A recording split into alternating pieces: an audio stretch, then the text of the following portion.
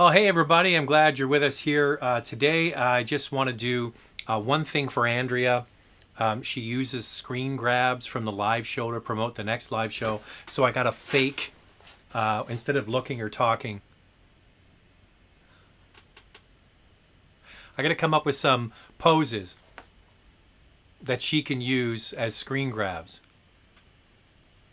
for the next video. Okay, enough of that. There you go. It's good that you're here. I hope you're having some freedom, because it looks like things are getting locked down again with this COVID. Man, it's the news is going from bad to worse. I don't know. We've seen this movie already, and it's no fun. So hopefully things will stay open where you are. All right. There is a lot coming up this week on the channel. Excuse me. Tomorrow, right around this time, we are going to have the world debut of the all-new 11th generation Honda Civic. That's right, the new 2022 Honda Civic. I'll show the video. All the images are here on the computer already. I haven't edited the video yet, but I have seen the pictures. You're going to want to see the new Civic. That's tomorrow. The next day is the Infiniti QX55. Excuse me. Which is, well, I can't tell you. You have to wait and see. So there's a new Infiniti utility called a QX55. So the video on that will be dropping the next day. That's on Wednesday. Then on Thursday, the embargo list for driving impressions on the all-new Mazda 3 Turbo. You might have seen some Instagram stuff that Andrea has been doing. So the video on that will drop this Thursday. Then on Sunday, we have the release of the Genesis G80. Excuse me, I've got a cough. Sorry. So that's all coming up. Civic, Infiniti QX55, Mazda 3, the regular review, which is the Jeep Wrangler, is on Saturday. And then on Sunday night is the G80. All right, so lots coming up. And there's going to be some other new video releases. The all-new Sienna is going to be coming up at the end of this month. The Lexus IS will be coming in the beginning of December. And Andrea and I are going to get a chance to drive Taycan as well. So that should be a lot of fun. All right. We haven't had many entries for pictures for the live show, but we have some. First off, we want to say hi to Dan in Romania. Dan sent a picture of his Cadillac CT6. First of all, he says weather in Romania is very similar to Canada. So that's the winter. And here is Dan in the summer with his CT6. And he drove from Bucharest all the way down to Gibraltar, the tip of Europe before the Mediterranean there. And he said, I never saw another CT6. And he says it's a striking car, and it's too bad you don't see many of them. His other car is a Volvo XC60 T8. That's the plug-in hybrid. He likes the 40 kilometers of electric range. And a regular contributor here to the live show is Alex from Israel. There's Alex. He says he's loving the weather. He's at the Mediterranean there, 28 degrees Celsius in November. He's absolutely loving it. And you can see people taking advantage of fishing and what have you. So thank you. If you want to get a picture in for the live show, send it to Zach@motormouth.ca. That's ZACK at motormouth.ca, or ZACK@motormouth.ca. So there is a lot coming up on the show this week. On the channel this week, I should say. Entree. Thanks, Jack. Anything you want to say, Jack? Jack has big news today. All the retro jerseys from the NHL are out. Not like, sort of, yeah. Most of them are out. No, all of them are out. All of them are and out. The best one is Colorado. Yeah, it looks like the Nordiques, which I really like. That one's really super nice. So it's a Nordique. It's a Nordiques jersey with avalanche colors. It's the exact same. And what's your second favorite? I like the Ducks one, but you hate that. Oh, it's so ugly. Okay, out you go. Good work, Jack. Our hockey fan, our sports fan. It's beer o'clock. That's only going to make me cough more. All right. Let's get into the questions. Barrick is here. Hey Zach, looking at a new utility, deciding between a 2021 Subaru Touring Xt and an RDX. Both have four-cylinder engines, all-wheel drive. However, the Acura is 7,000 more. Which is better? These are very, very different vehicles. The Outback is really, even though it's 220 millimeters of ground clearance, it really is kind of like a station wagon. And the RDX is a sort of more classic utility shape, sitting up a little bit higher. I suggest you drive them both if you're not hung up on having a prestige badge, and you can live without having Acura on the steering wheel. The Subaru is an interesting product for sure. The only major difference is that the Acura has a 10-speed automatic transmission, and when you get the Outback, it's got a continuously variable transmission. Drive them both. The turbo in the Subaru makes up for a lot of the typical CVT-ness, as I like to call it. But there you go. Try them both. You're picking two very different vehicles.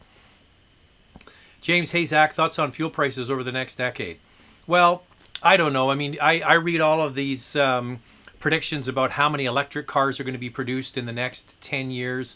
There's going to be millions of electric cars produced, and you're seeing more and more of them on the road. The percentage of sales is not really moving that quickly in the United States. It is in jurisdictions in the world where they have massive rebates. My worry is when rebates wind down and governments are basically printing money right now to keep economies going during COVID. I think there's going to be some luxury items like giving people thousands of dollars off their own personal transportation. So all bets are off. If you go with all the high ends of the projections for electric cars, that will have an impact on fuel prices. However, what a lot of people forget is that emerging economies around the world, countries that are growing out of poverty into a middle class, are using energy at record levels, because for these countries, energy means prosperity.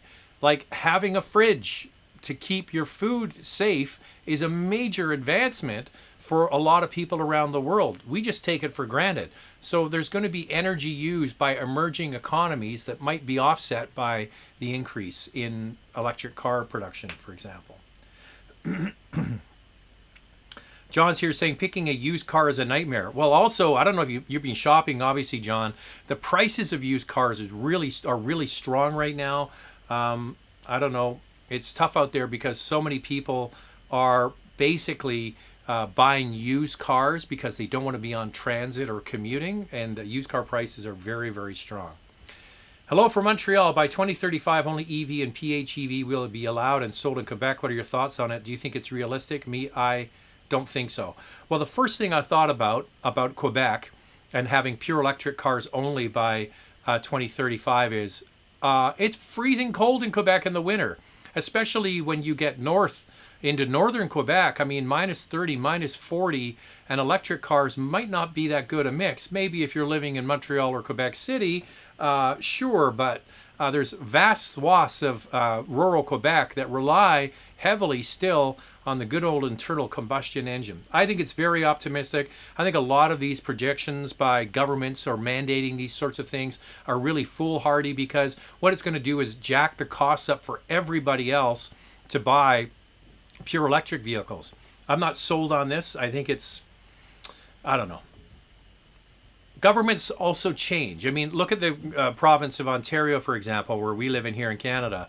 They had $13,000 or was it $14,000 on electric cars. The government changed, and boof, there go the rebates. This is what I keep on talking about. All of this electric car demand is because of rebates. The province of Quebec has massive rebates on electric cars. If those rebates go away, the demand for electric cars, it goes like this. Rebates go up, demand goes up. Rebates go down, demand goes down. I still don't believe that there's a strong enough market yet for EVs on their own compared to conventional yet very efficient modern cars. John's writing back, say, got rid of my C250 with 370,000 on it. So Do I use premium brand or higher mileage or something newer like Elantra or Sonata? Do I go for a premium brand with high mileage or something newer like Elantra or Sonata? Well, I mean, you've driven a premium car before. It's got high mileage on it. I think that it's really hard once you've had sort of a bit of a taste of a premium car to go backwards unless it's really just about budget. You might want to look at a certified pre-owned car, a car that's 2 or 3 years old, just come off lease. For the same price you are going to pay for a Sonata, for example, you can get a really nicely equipped used premium car. But, the appeal of a brand new car is very strong. By the way, Car Cost Canada is the major sponsor of the channel. Please sign up using the promo code MOTORMOUTH and become a expert member. It opens up more searches for you. And for example, John, if you're looking for an Elantra or a Sonata, you're going to be able to find all of the rebates and deals and discounts and secret things that are not made public all on carcostcanada.com. So please sign up and do that. I believe the Mazda 3 Turbo uses the same brakes as the non-turbo 2.5 model, 64 more horsepower and 135 more pound-feet of torque. Come on, man. I really can't say anything because we're not allowed to say anything until Friday or Thursday. Yeah, you're right. And those numbers are correct. Tech Pro wristwatch check. This is my new Oyster Perpetual 39 millimeter. Which as soon as I bought it was discontinued. So there you go. Tech Pro is also saying have a subscriber sip. So if you're new to the live show, if you're watching this live, you're already subscribed, of course. If you're watching this after the fact, when I take a sip of my beer, you subscribe to the channel. It's pretty simple. That's nice and cold. Raj is back. Raj, nice to see you, brother. There he is. And look, long time viewer, long time Zach. Thanks again for the live show. That's Portuguese Water Dog. We've had some good names here on the channel. Portuguese Water Dog. You know who we haven't heard from in a long time? DJ Pleasure Seeking Missile. Huge Haggis is another one with a great name.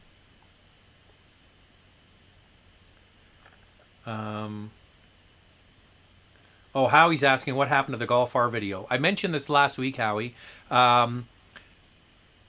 We were to get the advanced images and B-roll of the Golf R in advance and then release the video when the embargo lifted. This was a couple of weeks ago.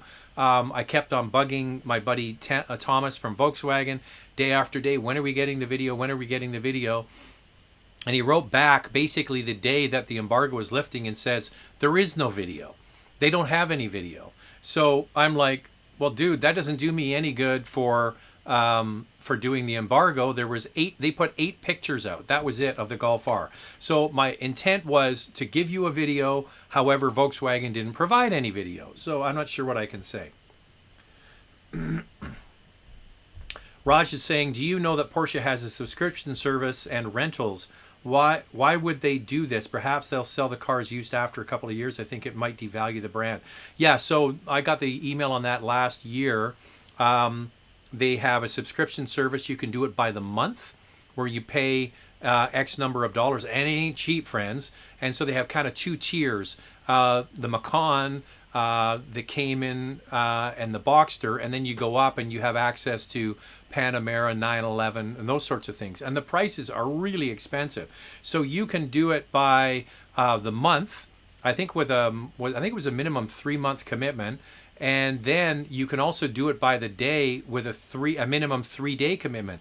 And I think it was $700 a day. I mean, that's a pretty expensive first date car to take somebody out on a date and show up, or for a business meeting or going to a wedding and you want to show off in a fancy car.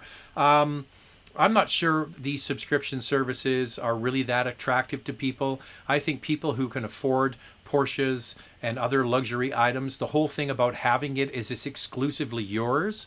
I'm not really big on that rental of premium cars. I don't know.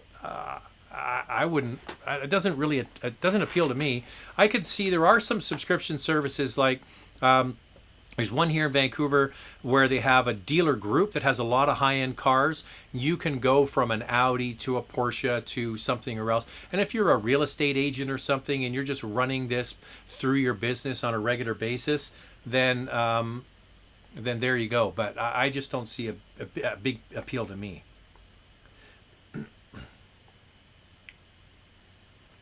Will the RS6 Avant be a bestseller in the States? I don't think so. I think this is going to be a very limited car to get. I don't think it's going to be widely available. I think the Mercedes-Benz E63S wagon already has a head start and a built-in fan base. I'm a huge fan. I would love to have one of each. I think the RS6 Avant is a gorgeous car and is maybe a better looking car. But a bestseller, I'm not sure what you mean by bestseller. It's not going to... There's not going to be one in every driveway, put it that way.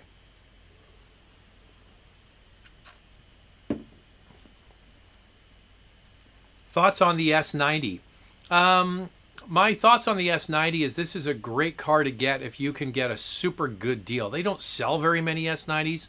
I mean, very, very few. They got rid of the V90 is gone, which is such a shame with such a pretty car with the station wagon. Here's a perfect example for Car Cost Canada is if you want to see what kind of deals there are on an S90, go and sign up at Car Cost Canada. Use the promo code MOTORMOUTH to become an expert member, and you'll see that month after month there's going to be rebates on that car.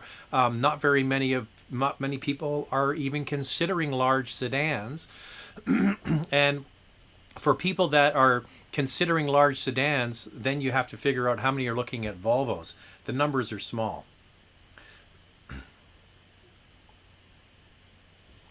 Greetings from Halifax. I had to watch an ad before getting in live, but it was an ad for Nova Scotia. Anyway, do you know Volkswagen? A Volkswagen wagon will come back. I don't think there's any plans for it right now. I mean, there are still new wagons available. What happened was they were stopping making the Volkswagen Sport Wagon as of 2019, but they made a lot of them for that model year. If you look, maybe not at the dealer near you, but do a search, you'll find there are still brand new sport wagons available at dealers across the country. And don't let that scare you. If, for example, the color and the combination and the features of the one you want is outside of your province, work with the dealer. They'll get the car to you. But it's a real shame. If I was in the market and I was a single guy, wasn't married, I would be out there looking right now, and they do exist, a sport wagon, 4MATIC all-wheel drive, and manual transmission. That's like a spotted owl. And if you could throw in an all-track version of that, that would be really cool to have. And trust me, down the road, there's always going to be car nerds like us that are going to want a all-track, all-wheel drive, manual transmission, and a station wagon? How cool is that? So I don't think it's coming back. There might be some specialty. Hey, who's to say that Volkswagen might finally bring in a Golf R variant of the station wagon and really have that as a unique and distinct offering, but they'll obviously charge for it. The Queen's Half Corgi. How the hell can Quebec afford to give citizens $8,000 rebate for buying EV? Equalization payments from Alberta. Now that's funny. You seem very underwhelmed by the GV80. Should I wait for the MDX instead for third row, or should I wait even more for MDX S-Line? It's not that I was underwhelmed by the GV80. I thought it was very nice. I thought they did a good job with it. I am just not buying into a 4-year-old brand charging $80,000 and $85,000 to get a 3-row SUV. I just don't think that is where the market's at. And I think I'll be proven right on this. I think that the 3-row utility space, for the most part, is filled by MDX, the QX60. There's going to be a new one of each one of those coming soon. MDX prototype is already on the channel. If you haven't seen it, it looks damn good.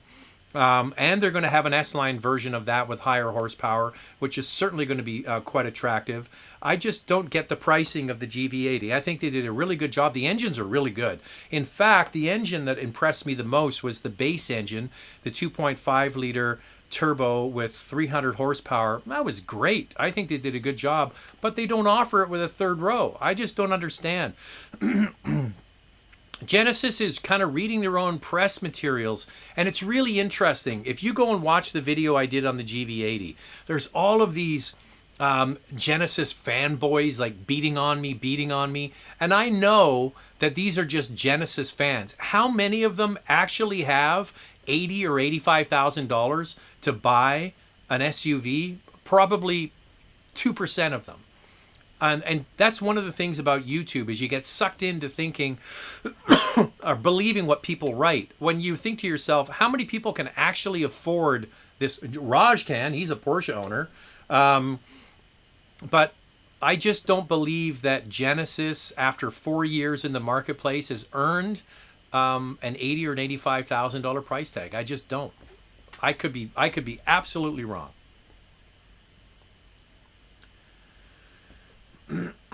So somebody's already asked this, Mark. What are your thoughts on gas-powered ban on cars in Quebec in 15 years? I think it's all I can think of is I've been to Quebec in the winter. It's frickin' cold. It's really cold, and winter lasts for, in some parts of Quebec, 6 months. I don't know.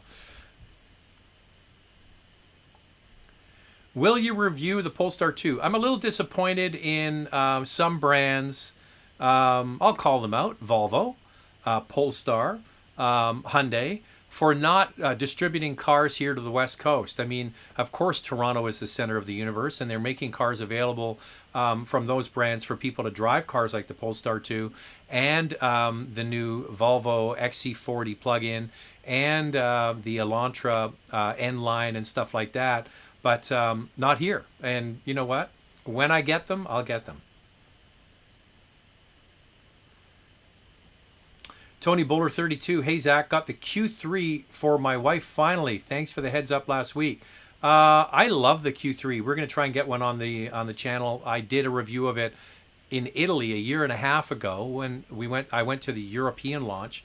I still believe that the Audi Q3 is the compact premium utility to beat, and solely not only, but a part of it is because it has a turbocharged 2-liter 4-cylinder engine with 228 horsepower, and it runs on regular gas. And if you're filling up at a 20 cent per liter premium week after week, month after month, that adds up. So you've got a utility that runs on premium gas, and you've got the Q3 that runs on regular. I'll take that all day long. Plus, it's a great product. I think they did a very, very good job. Stefan is saying, go Nordiques, go. So Jack was in here showing me all of the retro jerseys that were dropped by the NHL today, and I do kind of agree with him. They have this marriage with the Nordique jersey with the fleur-de-lis, but it's all done in the Colorado kind of burgundy colors. Looks really good. I think he wants one for Christmas. Is that a Stella? Yes, it is. I'll do another subscriber sit. By the way, how many are on board right now? 175, and we have 48 people giving me a like. So smash the like button too. Ah, that's good.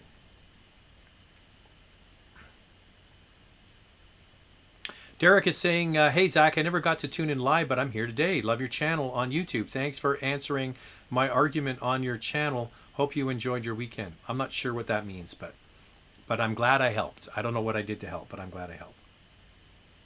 John is here. Hey, Zach, if I buy a new vehicle from a dealership, but they don't have it, but they can get it from another dealership, and they drive it back about 50 kilometers, why would I buy the vehicle? It's now used. No, because it hasn't been registered. That's not the way it works. And here's what you can say to them. If you don't want them to drive it and it's 50 kilometers, get them to put it on a flatbed truck, whatever. That's not a big deal.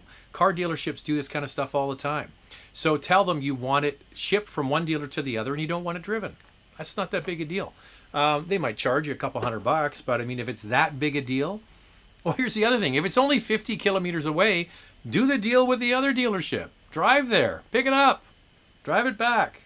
That sort of stuff doesn't bother me. The car is new when it is registered in your name. Okay, that's when it, and that's when the warranty card gets punched. All those sorts of things.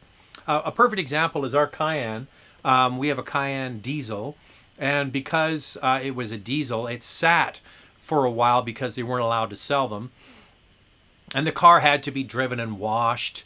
And they had to do some, I don't know what they did with it. They made sure the tires were inflated and stuff like that because the car sat for quite a while.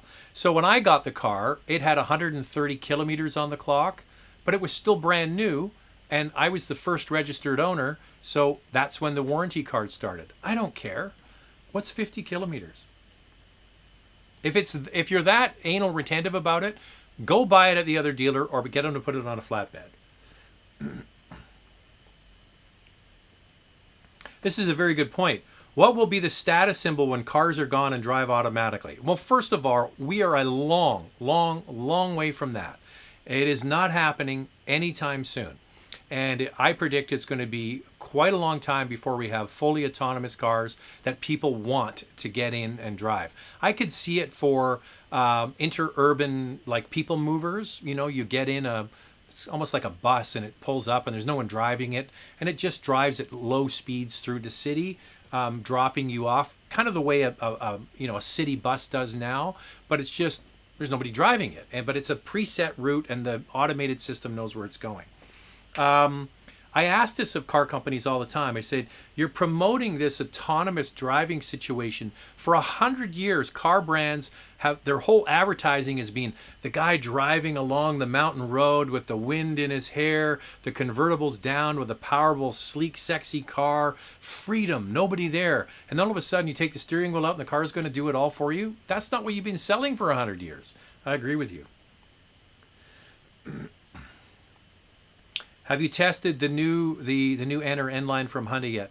I have driven the K5 GT. Okay, so it's the same platform, same car, same engine, and holy man, that thing is quick. It has a lot of power. So as I just mentioned, they had an event this week, I believe, or last week for Hyundai. Did it include old Zach? Because I'm west of the Rockies and nobody cares over here.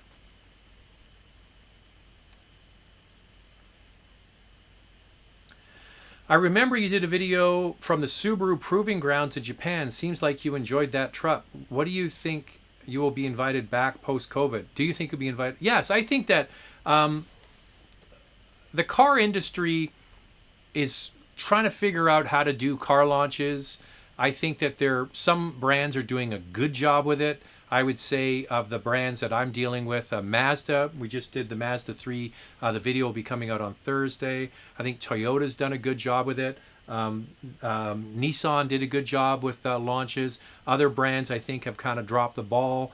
It's going to be interesting for vehicles like, for example, like Ford with the Bronco. How are they going to get everybody through it and drive it? It's going to be interesting to watch. So there you go. I think that it's going to still be easier for car companies to revert back to the old model of having journalists come to one location that they control. All the vehicles are there. They have hotel rooms and flights to get us there.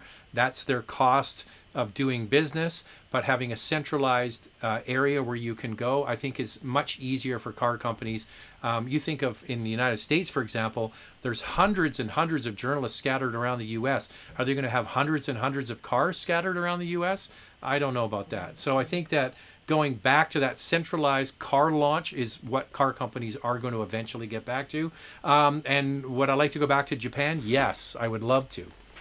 Japan is so cool. And the Tokyo Games are on. I bought my son Jack a T-shirt when I was in Japan last.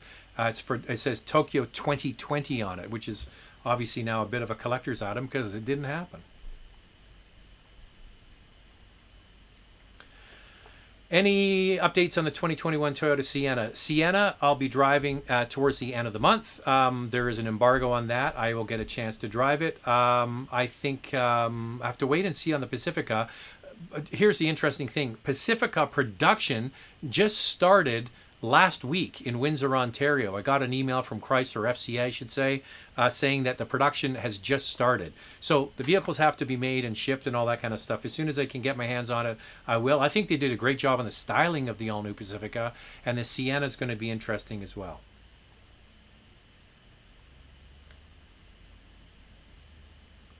John is saying, a follow-up comment, when you drive a new vehicle off the lot, you already lose that much.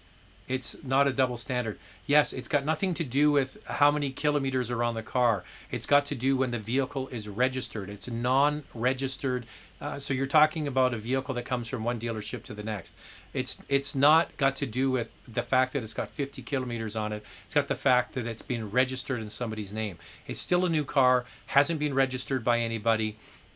Cars are rolled on and off ships and on and off trains and on and off transporters all the time. So it's quite easy to get in a brand new car and it's got 15 or 20 kilometers on it just because they've had to move the thing around. It's only new to you, and it's only when it's registered. And John, if you're that upset about this and you think it's a double standard, insist that the dealer put it on a flatbed truck. It's not a big deal. Towing companies have these. They're going to roll it on there. They're going to chain it up. They're going to drive it to the dealership, roll it off, and then it's yours. Okay? That's what I would. If you're that concerned about it, insist that they do that. Regarding COVID, I'm in Melbourne, Australia, and in Melbourne and Victoria, we've had 17 days straight with 0 cases. Helps to own one's own island continent. Yes, well, this is one of the things that drives me crazy when I hear about New Zealand and the Prime Minister and what a great job she's done. And granted, she's very popular and people like her, but like, come on, New Zealand, you just close the border and you don't let anybody in, and you isolate the cases of COVID you have, and then boom, there's no more COVID. So it's a small island state, basically. Now, obviously, Australia is a continent, a massive piece of land. But yes, also, you've got to remember, you're into your spring, heading into your summer now. So it's warming up, and there were some cold days in Australia. I remember reading the news about it. There were some spells in Australia where it got record cold. So we're now heading into our cold season. But the cold season in the Northern Hemisphere is nothing like the cold season in Australia. Sure, it gets cold, but not for weeks and months on end like it does here. So good for you, Australia. But yes, having an island continent and nation certainly helps. And, you know, like I said, New Zealand, I always used to go like, yeah. And by the way, New Zealand is a very small country. It's only 4 million people, I believe. But here's the interesting thing. For example, Vancouver Island, off the coast here of Vancouver, you know, they have hardly any cases there because same thing. It's an island. I missed the super chat. I got to get to my super chat. Danny's here. Hey, Zach, I'm buying an X3M competition next week and chose it over the GLC 63 for the performance and design. Yes, I like it. Did I make the right choice? Well, the only thing I will say to you is that the GLC 63S is the very end of the V8s, okay? The next GLC will not have a V8 as their AMG high-performance model. But that doesn't mean that it's better. It just has a different sound. That X3, I should say, competition is got to be one of the best handling utilities I've ever driven. The handling on it is uncanny. It just feels like a car. The BMW has been able to engineer almost all of the SUV-ness out of it.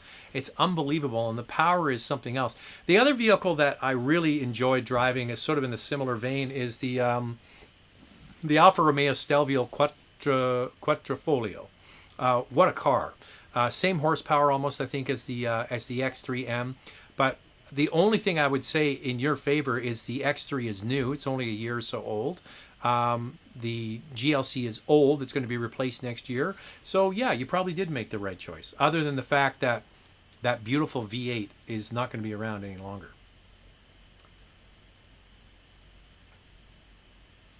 Let me find out where the hell I was. Where the hell was I? Tell you what.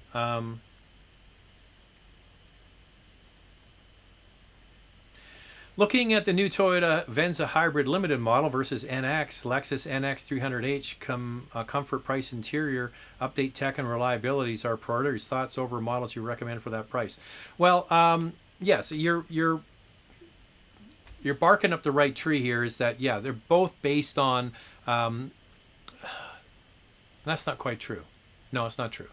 The NX is built on the old RAV4 platform. The new Venza and the new RAV4 are built on the new global platform. So they are different platforms.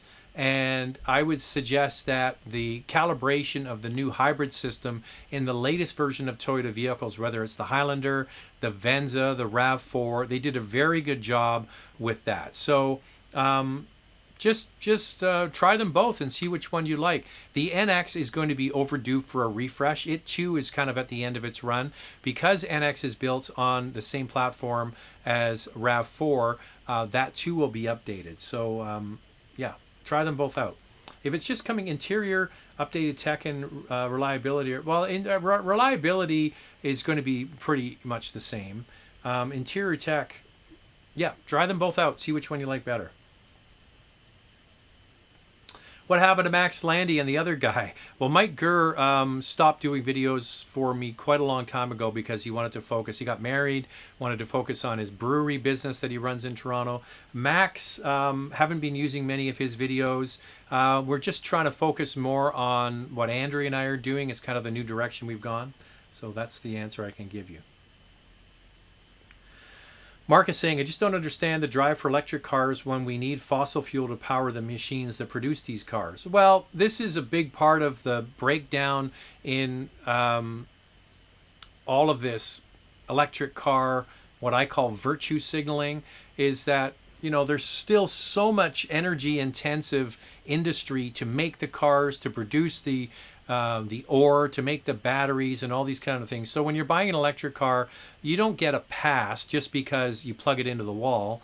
There's still a lot of carbon intensive stuff that goes on to get that done.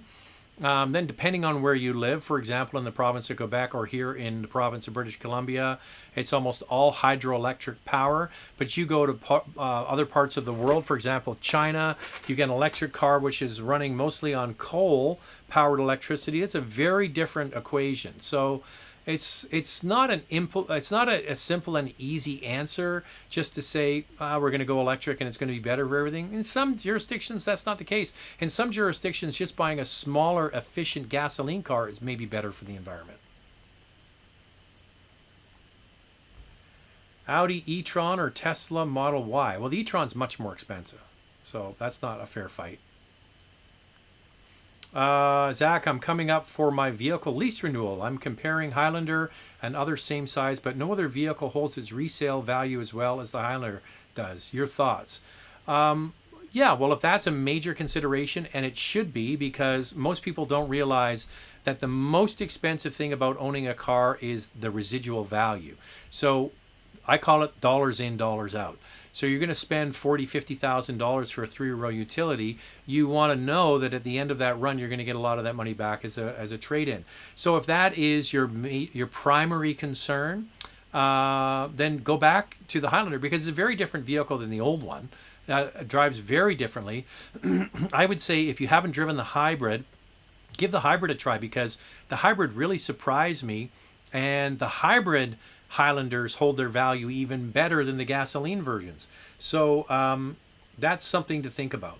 If it's a major concern, and it should be, why not give Toyota your business again? I always wonder why people, I guess you get tired of driving the same car, but if a brand has done a good job for you, they've been reliable, they've given you good service when you've gone in to get it fixed, and the company has given you a good overall experience, don't they deserve to get your business again? It's like going to a restaurant. Oh, the food was great. The waiter was great. We got a good deal on the wine. There was a happy hour or whatever it was. Like we go, well, why do we go somewhere else? I'll go back there. They treated me right. So just something to think about.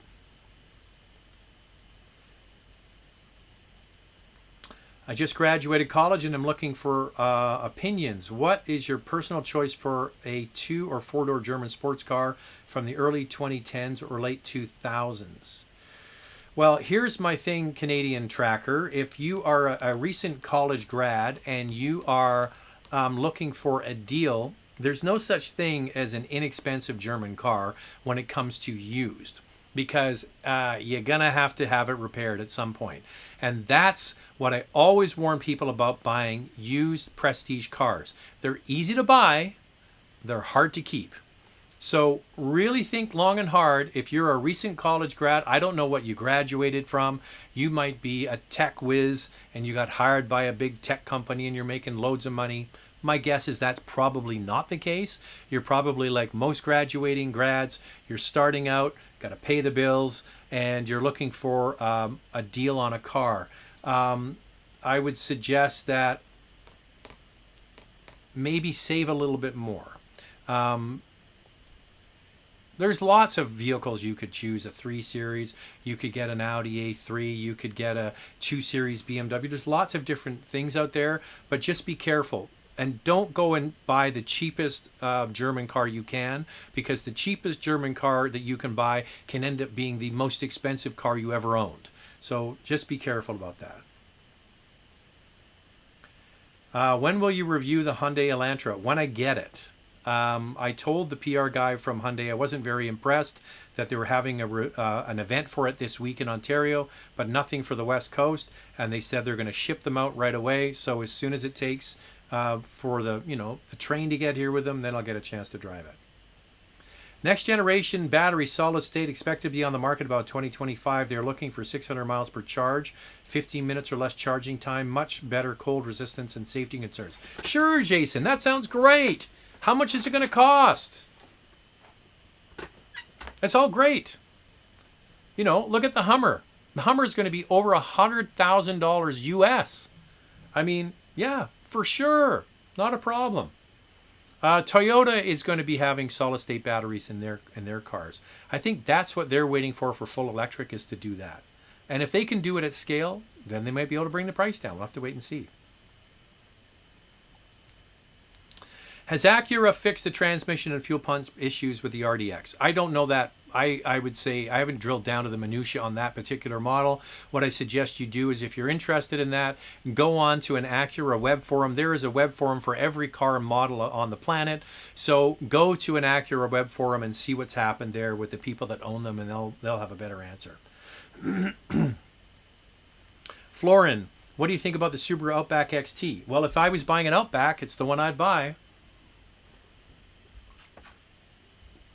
I think that they did a great job with that car, adding the turbocharger back in. And I think that, and I hope that we're going to see that XT sort of formula spill over to Crosstrek, and they come out with an XT version of Crosstrek. We'll have to wait and see. But what do I think of the Outback XT? I think it's the one to get. And I think that they did a really good job. It's a smooth, quiet, comfortable car. It's unlike any other car on the road. There's basically, the station wagon market has all been but abandoned, except for premium cars like an Audi A4 and a Mercedes C-Class here in the Canadian market. So I think that if you like that kind of station wagon kind of effect you have with an Outback, go for it. Josh is here, my main man in Montreal. Zach, I passed a new Tesla dealer in Laval on my way home today to drive a Model 3 for the first time. It's a cool experience, but felt so cheap and no dash. My Infiniti felt like better quality. This is, I have a bit of a theory about Tesla buyers are not really car people. They're influenced by trends. And I think real car enthusiasts don't like a lot of the Tesla build quality, because it kind of leaves me cold. There's not really any Tesla I look at and go, ooh, that's a great looking car. I don't think their cars are very attractive. They have no decoration on the outside. They're absolutely void of character. They look like jelly beans on the outside. And then the inside, it's just nothing except a screen. And that holds no appeal to me. None. Zero. As a car enthusiast, I want my cars to be interesting. And they're not interesting. They're interesting for what they can do, but we're going to start to see more and more competition. A couple of interesting things. Best-selling electric car in China for the last few months comes from General Motors, not Tesla. Best-selling electric vehicles in Europe, not Tesla.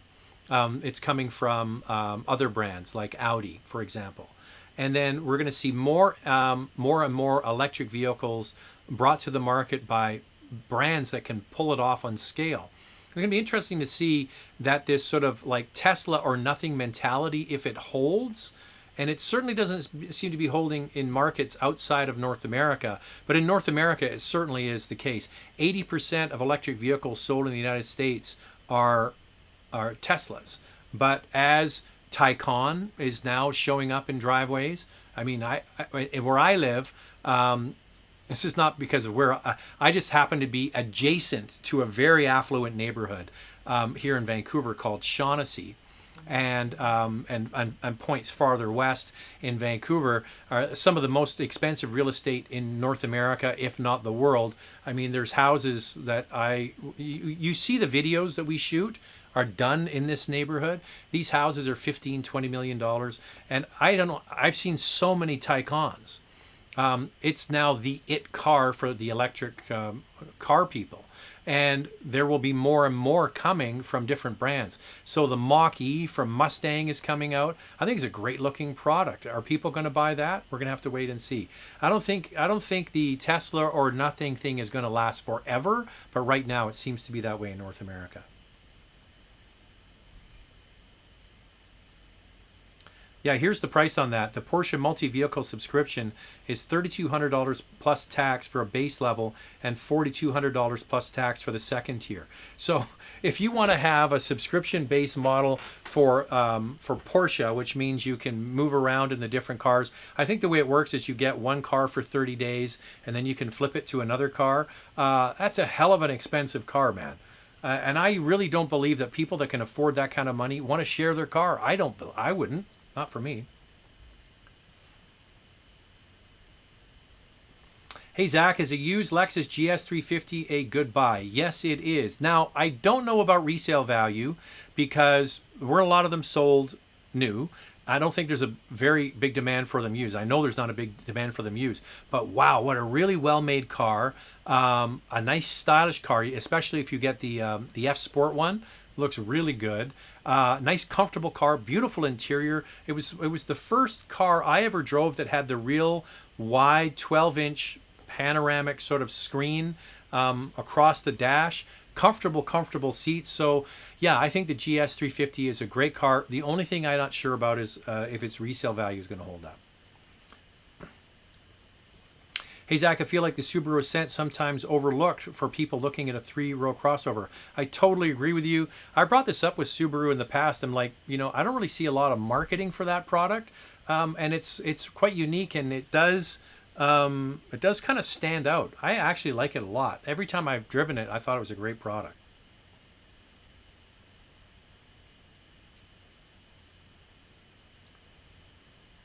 Oh, I think we got another super chat here. Another super chat. I like super chats. Super chats are good. Super chats are great. 5, 6, 7, 8. All right, just came in.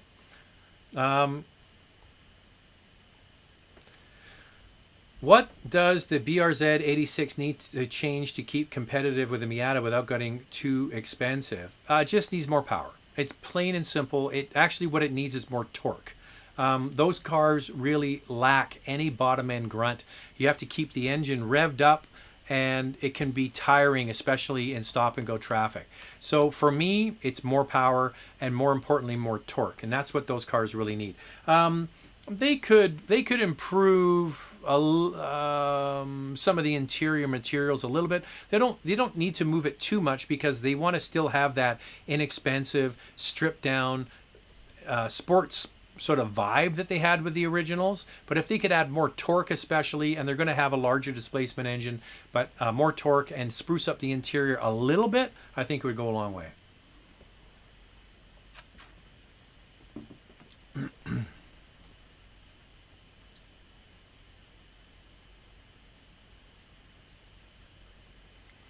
Zach, how do you find balance between your clear enthusiasm towards cars and the rest of aspects of human life? Share your secret with my husband. Well, this is interesting because this has come up as a discussion with Andrea and I over the last little while. Andrea and I do all the videos together, and I've said to, when I just used to do these on my own, I had a real clear line between, being here in my edit suite or out shooting, and then I would go upstairs. I'm in the basement here. I would go upstairs, and then I was kind of done work, and then we would watch TV or whatever. But now it's bleeding into, Andrea and I are working together all the time, and we live together, obviously, and because of COVID, we're always together. The work life thing is all kind of becoming one. We're talking about cars and videos and stuff like a lot. So you have to basically just shut it off. I think that's the main thing, is like just do something else. And I do like talking to people about cars, but every once in a while, like I said to Andrea on the weekend, I'm done talking about cars. I'm just like, I need a break. And I went out and I raked leaves for an hour or two, and I felt much better. I don't know what the secret is. Where was I? How come I keep talking like that?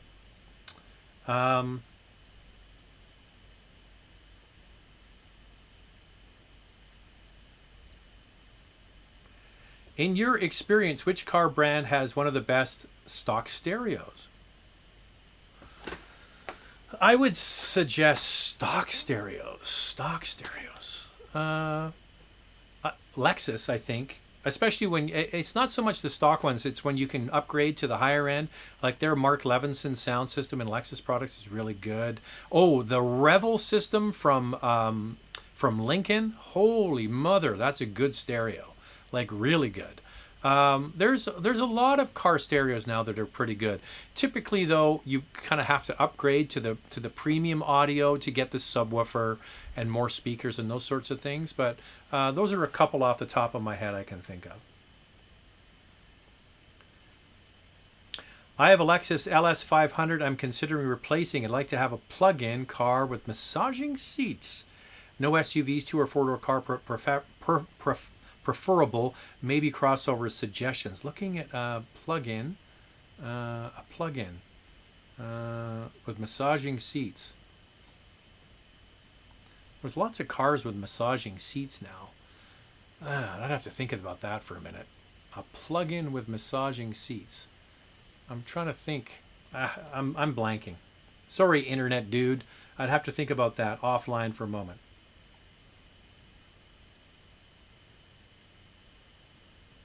Maybe others could suggest. Genesis have Fanboy Club already on YouTube. Oh my God. I said some negative things about the GV80 and the Genesis fanboys jumped down my throat. Now, this is a real sort of like inside baseball kind of thing, but it's the exact same thing for people who are into watches. It's the same kind of thing that fanboys of Grand Seiko have. They're like rabid dogs, and they just and it's quite interesting. I think that the Genesis thing, I really believe it's a lot of the people making comments have never even owned a luxury car. They're just fans of what Genesis is doing. It's the exact same thing for Grand Seiko. Stefan is saying the Quebec government says that subvention of prices for electric cars would decrease over time. Well, that's going to be the real acid test. Like if you look in markets where they have gotten rid of incentives for electric cars, the sales go, they don't go down to zero, but they get pretty damn close. Don Lum is saying gas is 0.32 per liter difference in Ontario. So 32 cents more per liter in Ontario. I haven't filled up in Ontario recently, but yeah, it's 20 cents a liter here. What are your thoughts on the new Mazda CX-30? Great little product. Watch the video. There's a video on the channel. What are your thoughts on the BMW iX? I don't know what the hell they're smoking over there in Bavaria when it comes to design. Could they be making uglier cars? Like, why are they doing this? Why is BMW coming out with this big Miss Piggy front design on their cars? I mean, yeah, sure, it's a boxy looking electric utility. That's great. But why does it have to look like a pig? I don't get it. I don't understand what BMW is doing. What the X was the M3 and the M4 and now this thing. I just don't get it. Do you get it? I've said before, once we see it on the road and we kind of get used to it, we might all just go, oh, okay, that's just the new BMW. But I don't know. I mean, I remember when I did the Clarity video for Honda, I said, you can do aerodynamic, but you got to steer clear of ugly. And BMW's got to come up with a design language that is fun and different, but you got to steer clear of ugly. I just think they're ugly. I don't know. I would never buy one. Put it that way. I'm a car enthusiast. I like different. I like fun. I like that. But the new BMW with the big snout on the front, no thank you. I wouldn't buy one.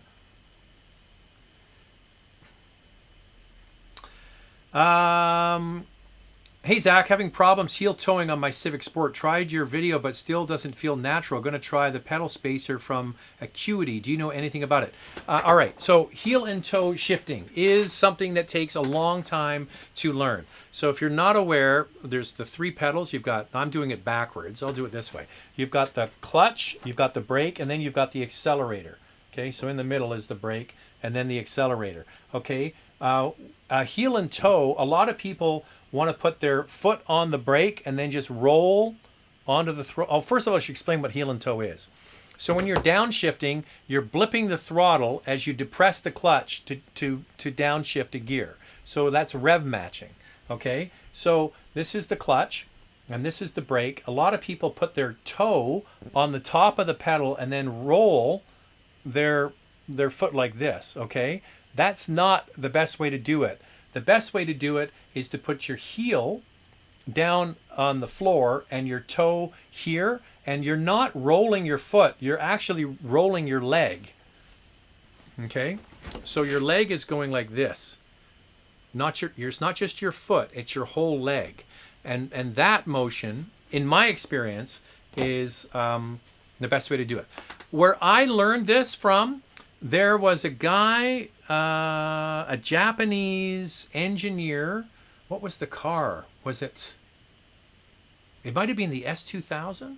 Anyway, there's a Japanese engineer driving around the Nürburgring, and he's doing heel and toe, and they had a camera down by his feet. They had a camera over his head, and you just watch him do it, and it was like, the sensei, the master, and he didn't roll his foot, he rolled his whole leg over.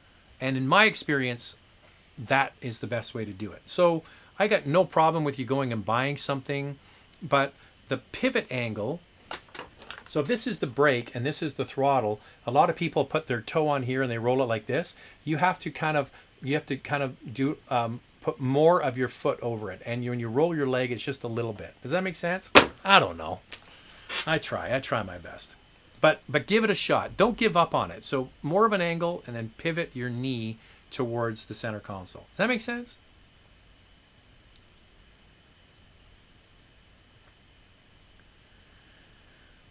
Or am I just rambling on? Oh, this is a good one. Have you seen the Arteon shooting brake? Beauty. Doubt we'll get it in Canada. Affirmed, we are not going to get it in Canada. It's such a shame. Same thing with the Passat. The European Passat, holy man, what a great looking car. The Passat Wagon R line that they sell in Europe, what a beautiful car. And the same thing for the shooting brake, the Arteon.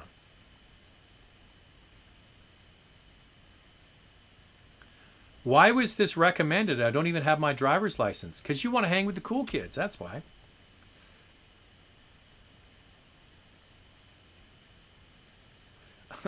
Cocking the axle. There's another one with a great handle. Cocking the axle. Haven't heard from you in a while. Cocking the axle. We've already discussed the Quebec 2035 thing.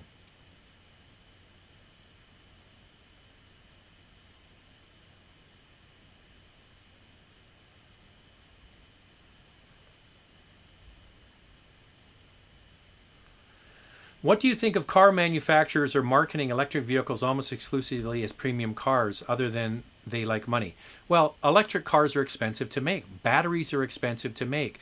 To get the return on their investment, they need to charge a lot, which is why, mainline electric cars, getting the price down to what people would pay for an equivalent gasoline version hasn't really been done yet. You look at the Nissan Leaf, for example. It's, if you compare it to another vehicle that they make as a hatchback, it's not. It's like almost twice the price. So nobody's been able to get, a Volkswagen Golf size car for the same price as a regular Volkswagen Golf. We're not there yet. So car manufacturers, thanks to Tesla, Tesla proved that people will pay top dollar for an electric car, like way more than I ever thought. So they proved that you can make it an aspirational purchase, and car companies need to be able to recoup that money that they invested for research and development, because electric cars are expensive to make. They have to sell them as premium brands. Nobody yet has come out with an electric vehicle that competes with a gasoline equivalent that's the same price. We're just not there yet. What do you think of the new Defender? What would be some of its closest rivals, and how does it stack up to them? It doesn't really have any sort of real direct competitors. It's interesting because we're doing the Wrangler. The video's coming out on Saturday, and we actually cross-referenced Defender with Wrangler, because Wrangler doesn't really have many direct competitors, and I think those two products are actually fairly close. Built for off-road duty, the Wrangler actually is very comfortable and smooth on road, so I think that would be a direct competitor, but there's a premium brand and a non-premium brand.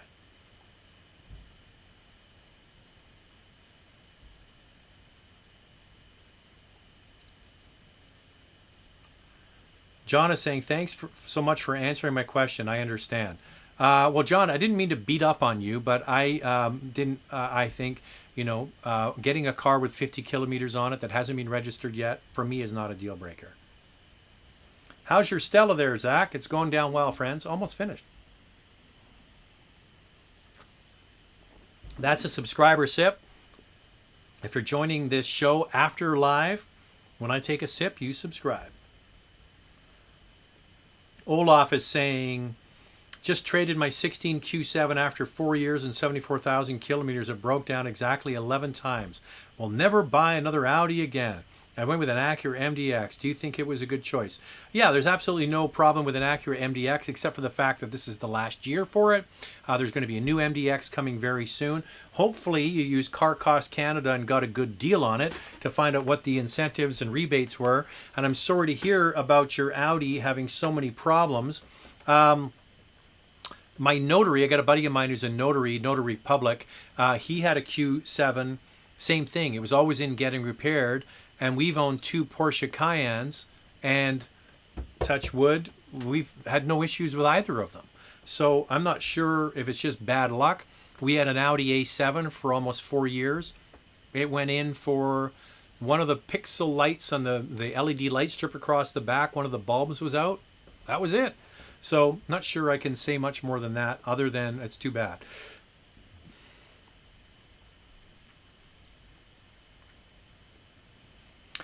I test drove the Macan GTS many times. I own a 991 C2 as well. I didn't like the design and power, and very slow compared to the X4M.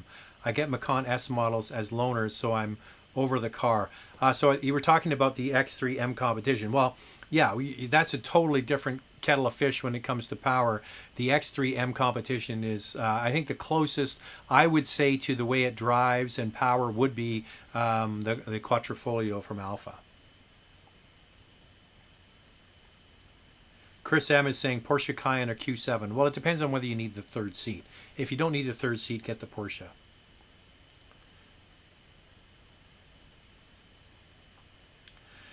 KGB Mole, I'm just wondering if you had any insider intel on a redesigned Pathfinder from Nissan Group. Well, I'm just doing the math on this. I don't have any insider intel. They have shown, and there is a video on the channel here of the new QX60.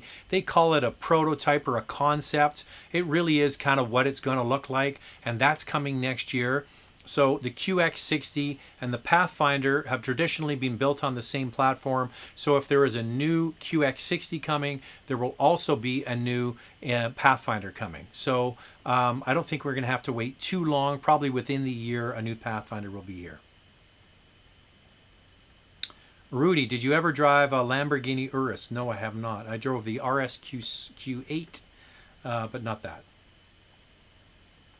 For 65,000 Canadian, what do you recommend for premium SUV? I want larger than Q5 and X3, but I can't afford an X5 or Q7. Suggestions. $65,000, that price range. Have you thought about buying a certified pre-owned car? So you can have a 2-year-old X5 and have it with the extended warranty. So that's what I would consider. Maybe do that.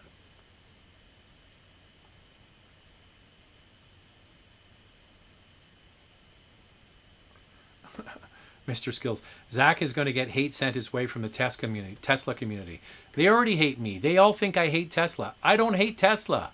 I just don't get it for a lot of different reasons. I think Tesla as a company has totally gone a different route from every other car brand. And they have basically ignored the automotive journalist community. And you know what? That's fine. They've done well without us. But if things go a little sideways and other brands start to eat their lunch, well, you know, there's not going to be a lot of people going to bat for them because they weren't really willing to do anything for us over the last few years. And it's not a chip on my shoulder. It's just that, you know what? It's just not a company that I think is...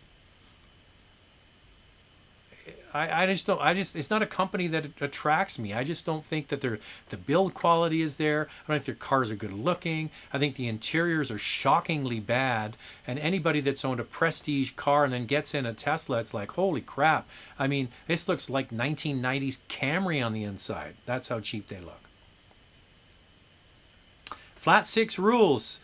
Mr. Zach, wife drove the Mercedes GLB Q3 and UX 250h. She likes the GLB. Should I get her to consider the Acura RDX, although she doesn't like Honda? I would suggest that you get her to also drive the GLA. I'm not sure how big a vehicle you need, but just took the GLA back last week. It's the same platform as the GLB, but without the third row seat option, a little bit smaller. Yeah. I suggest you go and drive that. I think that the Q3 is fantastic. Once again, it runs on regular gas. Oh, I'm after 6 already. Geez, I've been going over an hour here. The XC40 from Volvo is another excellent choice. I would say, yeah, the RDX is fine. I really did like the GLB. I really like the GLA, and I really like the Q3, and I really like the Volvo XC40. Okay, I've been going on over an hour here.